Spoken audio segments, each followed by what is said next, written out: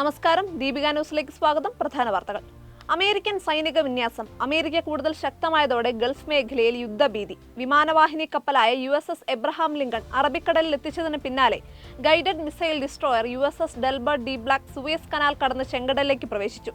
യുദ്ധം തുടങ്ങിയാൽ ഇറാൻ അയൽ രാജ്യങ്ങളിലെ US താവളങ്ങളെ ലക്ഷ്യമിട്ട് നടത്താനിടയുള്ള മിസൈൽ ആക്രമണങ്ങളെ തകർക്കാനാണ് മിസൈൽ ഡിസ്ട്രോയർ ഷിപ്പ് എത്തിച്ചതെന്ന് കരുതുന്നു. ഇതോടെയാണ് യുദ്ധഭീതി വീണ്ടും കനത്തത്. ഇതിനിടെ US നീക്കങ്ങൾക്കെതിരെ കടുത്ത വെല്ലുവിളിയുമായി വീണ്ടും ഇറാൻ രംഗത്ത് വന്നു.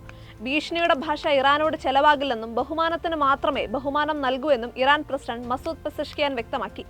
ആണവ കരാർ സംബന്ധിച്ച ചർച്ചകൾ അടുത്ത ആഴ്ച പുനരാരംഭിക്കാനിരിക്കെയാണ് പ്രകോപനപരമായ പ്രതികരണം. യുറേനിയം സമ്പുഷ്ടീകരണത്തിൽ നിന്ന് പിന്നോട്ടില്ലെന്നും പെസഷ്കിയാൻ എക്സിൽ കുറിച്ചു. അന്താരാഷ്ട്ര ആണവ കരാറുകൾ പ്രകാരം യുറേനിയം സമ്പുഷ്ടീകരിക്കാൻ ഇറാൻ അവകാശമുണ്ട്. ഭീഷണിപ്പെടുത്തി ഇറാനെ കീഴ്പ്പെടുത്താമെന്ന് ആരും കരുതേണ്ട. ഒമാനിൽ നടന്ന ചർച്ചകൾ പുരോഗതി ഉണ്ടാക്കിയെന്നും നയതന്ത്ര ചർച്ചകളിലൂടെ പ്രശ്നപരിഹാരത്തിനാണ് തന്റെ സർക്കാർ ആഗ്രഹിക്കുന്നതെന്നും പെസഷ്കിയാൻ കൂട്ടിച്ചേർത്തു. എന്നാൽ ഒരേ സമയം ചർച്ചയും ഉപരോധവും സൈനിക ഭീഷണിയും ഉയർത്തുന്ന അമേരിക്കൻ നിലപാടിനെ ഇറാൻ വിദേശകാര്യമന്ത്രി അബ്ബാസ് അരാക്ചിയും വിമർശിച്ചു. ഇറാന്റെ ആണവ നിലപാടുകളിലും ജനുവരിയിൽ നടന്ന പ്രതിഷേധങ്ങൾക്കെതിരെയുള്ള കർശന നടപടികളിലും പ്രതിഷേധിച്ചാണ് അമേരിക്കൻ ഭരണകൂടം പടയൊരുക്കം നടത്തുന്നത്. ഇരു മുന്നണികളും മാറി മാറി ഭരിക്കുന്നതാണ് കേരളത്തിന് നല്ലത് എന്ന നിലപാടിൽ ഉറച്ച് സാഹിത്യ അക്കാദമി പ്രസിഡന്റ് K. സച്ചിദാനന്ദൻ. തെരഞ്ഞെടുപ്പിന്റെ പശ്ചാത്തലത്തിൽ ഏതെങ്കിലും ഒരു പാർട്ടിയെക്കുറിച്ചോ നേതാവിനെ ഉന്നമിട്ടല്ല പറയുന്നതെന്നും അദ്ദേഹം ആവർത്തിച്ചു. എക്കാലത്തും പറഞ്ഞിട്ടുണ്ട്, 10 വർഷമായി കോൺഗ്രസ് ആണ് ഭരിക്കുന്നതെങ്കിലും ഇക്കാര്യം പറയുമായിരുന്നു. ഭരണ പ്രതിപക്ഷങ്ങൾ മാറി മാറി വരേണ്ടത് ജനാധിപത്യത്തിന്റെ അടിസ്ഥാന തത്വമാണ്. ബംഗാളിലെ അനുഭവം മുന്നിലുണ്ട്. പാർട്ടി പോലും ആഗ്രഹിക്കാത്തവർ സ്വാർത്ഥ ലക്ഷ്യങ്ങളോടെ കടന്നു വരാനുള്ള സാധ്യതയുണ്ട്. അധികാര വികേന്ദ്രീകരണം കുറഞ്ഞു വരുന്നു. പ്രതിപക്ഷം എന്തെന്ന് ഭരിക്കുന്നവർ മറക്കുന്നു. ജനഹിതം പ്രകടിപ്പിക്കുന്ന പ്രതിപക്ഷമാണ്. കമ്മ്യൂണിസ്റ്റ് പാർട്ടികൾ അടക്കമുള്ളവർക്ക് അടിത്തട്ടിലുള്ളവരുമായി താതാത്മ്യം പ്രാപിക്കാൻ കഴിയുന്നില്ല. മധ്യവർഗത്തിന്റെ ആഗ്രഹങ്ങൾ സാധിച്ചു കൊടുക്കാനാണ് എല്ലാവരും ശ്രമിക്കുന്നതെന്നും അദ്ദേഹം പറഞ്ഞു. അതേസമയം സച്ചിദാനന്ദന്റെ അഭിപ്രായങ്ങൾ അദ്ദേഹത്തിന്റേത് മാത്രമാണെന്നും അദ്ദേഹം പൊതുവായി പറഞ്ഞതാണ് കേരളത്തിന്റെ സാഹചര്യമല്ല പറയാൻ ലക്ഷ്യമിട്ടതെന്നും CPM നേതാവ് KK ശൈലജ പ്രതികരിച്ചു. ശബരിമലയിലെ സ്വർണ്ണപ്പാളികളിൽ വീണ്ടും പരിശോധന നടത്താൻ ഹൈക്കോടതി നിർദ്ദേശം. SITയുടെ ആവശ്യം പരിഗണിച്ച് പാളികളിലെ സാമ്പിൾ എടുത്ത് മുംബൈയിലെ ഭാഭ ആറ്റമിക് റിസർച്ച് സെന്ററിലേക്ക് അയച്ച് പരിശോധന നടത്താനാണ് കോടതി നിർദ്ദേശിച്ചിരിക്കുന്നത്. കേസിൽ ഇടക്കാല ഉത്തരവാണ് കോടതി പറഞ്ഞത്. ജസ്റ്റിസുമാരായ A. Raja, Vijayaraghavan, K. Vijayakumar എന്നിവരുടെ ദേവസ്വം ബെഞ്ചാണ് അടച്ചിട്ട മുറിയിൽ കേസ് വാദം കേട്ടത്. ഈ മാസം 19-ന് വീണ്ടും കേസ് പരിഗണിക്കും. എത്രത്തോളം സ്വർണം പാളികളിലുണ്ട് എന്നറിയാനും പാളികൾ ഏതെങ്കിലും തരത്തിൽ മാറിയിട്ടുണ്ടോ എന്നറിയാനും ശാസ്ത്രീയ തെളിവുകൾക്ക് വേണ്ടിയാണ് വീണ്ടും പരിശോധന നടത്തുന്നത്. ശബരിമല സ്വർണ്ണക്കൊള്ളയിൽ BSSയിലെ വിദഗ്ധരെ കണ്ട് വിശദമായ റിപ്പോർട്ട് SIT തയ്യാറാക്കിയിരുന്നു. ആദ്യ റിപ്പോർട്ടിൽ അവ്യക്തതയുണ്ടെന്നും വിശദമായ റിപ്പോർട്ട് വേണമെന്നും ഹൈക്കോടതി നിർദ്ദേശിച്ചിരുന്നു. തിരുവല്ലയിലെ സ്പാ കൂട്ടബലാത്സംഗവുമായി ബന്ധപ്പെട്ട് പോലീസിനെതിരെ ഉയർന്ന ആരോപണങ്ങളിൽ വിജിലൻസ് അന്വേഷണം. ക്രൂര ബലാത്സംഗം സംബന്ധിച്ച വിവരങ്ങൾ പുറത്തുവന്നതിന് പിന്നാലെയാണ് പോലീസിലെ ചില ഉദ്യോഗസ്ഥർക്കെതിരെ സ്പാ നടത്തിപ്പുകാരുമായി ബന്ധപ്പെട്ട് ആക്ഷേപങ്ങൾ ഉയർന്നത്.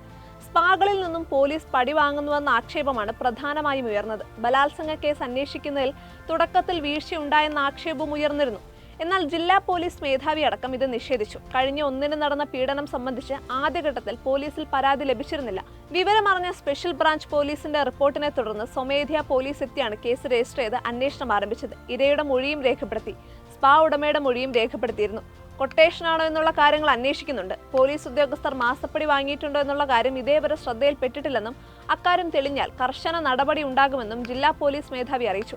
ഇതിനിടെ കേസിൽ ഒരു പ്രതിയെ കൂടി പോലീസ് പിടികൂടി. നിരണം സ്വദേശി വരുൺ ആണ് അന്വേഷണ സംഘത്തിന്റെ പിടിയിലായത്. ആലുവയിൽ നിന്ന് ഞായറാഴ്ച അർദ്ധരാത്രിയോടെയാണ് പ്രതിയെ പിടികൂടിയത്. ഇതോടെ കേസിൽ അറസ്റ്റിലായവരുടെ എണ്ണം 3 ആയി. വരുണിന്റെ മൊബൈൽ ലൊക്കേഷൻ കൊച്ചിയിലാണെന്ന് മനസ്സിലാക്കി പോലീസ് നടത്തിയ ഓപ്പറേഷനിലാണ് പ്രതി പിടിയിലായത്. നേരത്തെ സുബിൻ, ബെർലിൻ ദാസ് എന്നിവരെ പോലീസ് അറസ്റ്റ് ചെയ്തിരുന്നു. സ്പീക്കറെ നീക്കം ചെയ്യണമെന്നാവശ്യപ്പെട്ട് ലോക്സഭയിൽ പ്രമേയം കൊണ്ടുവരാൻ പ്രതിപക്ഷ നീക്കം. പ്രമേയത്തിനുള്ള ഒപ്പുശേഖരണം കോൺഗ്രസ് ആരംഭിച്ചു. ലോക്സഭാ പ്രതിപക്ഷ നേതാവ് രാഹുൽ ഗാന്ധിയെ സംസാരിക്കാൻ അനുവദിക്കുന്നില്ല. പ്രതിഷേധിച്ച 8 MPമാർക്ക് സമ്മേളനകാലം മുഴുവൻ സസ്പെൻഷൻ നൽകി.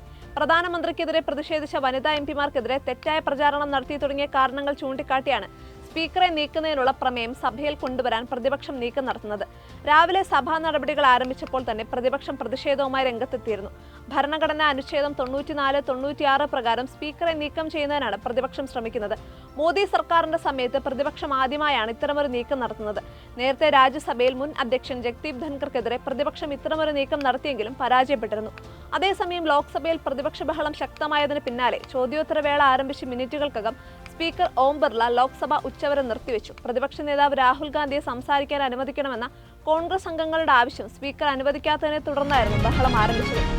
മൂവാറ്റുപുഴ പേഴക്കാപ്പള്ളിയിൽ ഇതര സംസ്ഥാന തൊഴിലാളി കുത്തേറ്റ് മരിച്ചു. ഒഡീഷ സ്വദേശി രാകേഷ് ബെഹ്റയാണ് കൊല്ലപ്പെട്ടത്. ഇന്ന് പുലർച്ചെയായിരുന്നു സംഭവം. മദ്യപാനത്തിനിടെ ഉണ്ടായ തർക്കമാണ് കൊലപാതകത്തിൽ കലാശിച്ചത് എന്നാണ് പ്രാഥമിക വിവരം.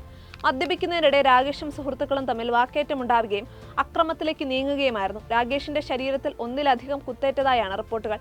ഇയാളെ ഉടൻ തന്നെ ആശുപത്രിയിൽ എത്തിച്ചെങ്കിലും മരണം സംഭവിച്ചിരുന്നു.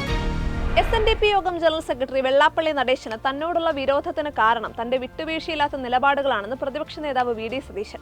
വർഗീയത ആരു പറഞ്ഞാലും അതിനോട് വിട്ടുവീഴ്ച ചെയ്യില്ല. മതേതര മനസ്സുള്ളവർ തന്റെ നിലപാടിനൊപ്പം നിൽക്കുമെന്ന ഉറച്ച വിശ്വാസമുണ്ടെന്നും സതീശൻ പറഞ്ഞു. നാടിന്റെ മതേതര സ്വഭാവം തകർക്കുന്ന പ്രസ്താവനകളോടും നിലപാടുകളോടും സന്ധിയില്ലാത്ത സമരം തുടരുമെന്നും അദ്ദേഹം ഒരു അഭിമുഖത്തിൽ വ്യക്തമാക്കി. മുസ്ലിം വിഭാഗത്തിനെതിരെ പരസ്യമായ വംശഹത്യ തുല്യമായ ആഹ്വാനവുമായി അസം മുഖ്യമന്ത്രി ഹിമന്ത ബിശ്വ ശർമ്മയുടേതായി പുറത്തുവന്ന വീഡിയോ BJP പിൻവലിച്ചു. പോയിന്റ് ബ്ലാങ്ക് ഷോട്ട് എന്ന തലക്കെട്ടോടെ ആസാം BJPയുടെ ഔദ്യോഗിക സോഷ്യൽ മീഡിയ അക്കൗണ്ടിൽ പങ്കുവച്ച വീഡിയോയാണ് വലിയ വിവാദങ്ങൾക്ക് വഴിവെച്ചതോടെ പിൻവലിച്ചത്. മുസ്ലിങ്ങൾക്കെതിരെ പ്രതീകാത്മകമായി വെടിയുതിർക്കുന്ന ദൃശ്യങ്ങളാണ് വീഡിയോയിലുള്ളത്. നിങ്ങൾ എന്തുകൊണ്ട് പാകിസ്ഥാനിലേക്ക് പോയില്ല, ബംഗ്ലാദേശികൾക്ക് മാപ്പില്ല തുടങ്ങിയ വിദ്വേഷം ജനിപ്പിക്കുന്ന വാചകങ്ങളും അസമീസ് ഭാഷയിൽ വീഡിയോയിൽ ചേർത്തിരുന്നു. രൂക്ഷ വിമർശനമാണ് വീഡിയോയ്ക്കെതിരെ ഉയർന്നത്. കടുത്ത നിയമപ്രശ്നങ്ങൾ വരെ ഉയരാൻ സാധ്യതയുള്ളതാണ് ദൃശ്യങ്ങളെന്ന് ചൂണ്ടിക്കാണിക്കപ്പെട്ടതോടെ BJP നേതൃത്വം വീഡിയോ നീക്കം ചെയ്യാൻ നിർബന്ധിതരാവുകയായിരുന്നു. ഇതോടുകൂടി പ്രധാന വാർത്തകൾ അവസാനിച്ചു. സത്യസന്ധമായ വാർത്തകൾ അറിയാൻ ദീപിക ന്യൂസ് ഫോളോ ചെയ്യൂ.